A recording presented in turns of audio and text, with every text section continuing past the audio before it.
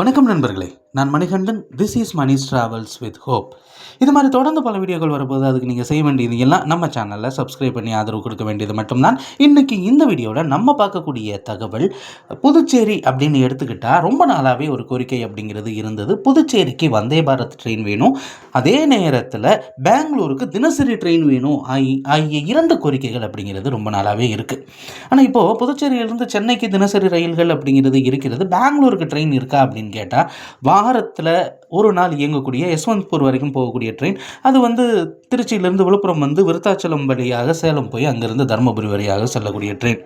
அதே மாதிரி தாதர் நோக்கி செல்லக்கூடிய ரயில் வாரத்தில் 3 நாட்கள் இயங்கும். அது காட்பாடி வழியாக திருவண்ணாமலை வழியாக இயங்கக்கூடிய ட்ரெயின். இந்த 2 ரூட் அப்படிங்கிறது இருக்கிறது. ஆனால் வந்தே பாரத் ட்ரெயின் இருக்கா அப்படின்னு கேட்டால் இல்லை. இப்போ சமீபத்தில் தேர்தல் அறிக்கை அப்படிங்கிற பேரில் ஒரு அறிவிப்பு அப்படிங்கிறது வெளியிடப்பட்டது. அது என்ன அப்படின்னா, மைசூரிலிருந்து புதுச்சேரிக்கு வந்தே பாரத் ரயில் இயக்கப்படும் அப்படின்னு.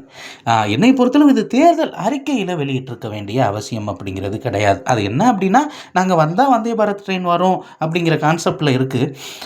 ரயில்வே அப்படிங்கிறது ஒரு பொதுவான நிறுவனம். அந்த நிறுவனத்தில் இருந்து கோரிக்கைகள் அப்படிங்கிறது வைக்கப்படுவது வழக்கம்.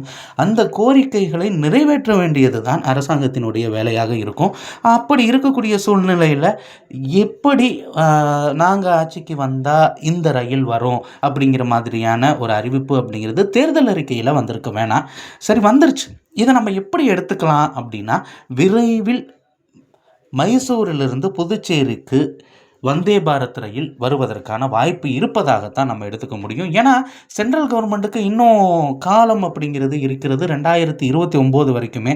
ஆக இருக்கக்கூடிய 3 ஆண்டுகளில் புதிதாக நிறைய வந்தே பாரத் ரயில்கள் வருவதற்கான வாய்ப்பு இருந்திருக்கலாம். அதில் இந்த ரயில் எப்படியாவது வந்துவிடும் அப்படின்னு அவங்களுக்கு தெரிஞ்சிருக்கலாம். அதை மையமாக வைத்து தேர்தல் அறிக்கையும் தயாரித்திருக்கலாம்.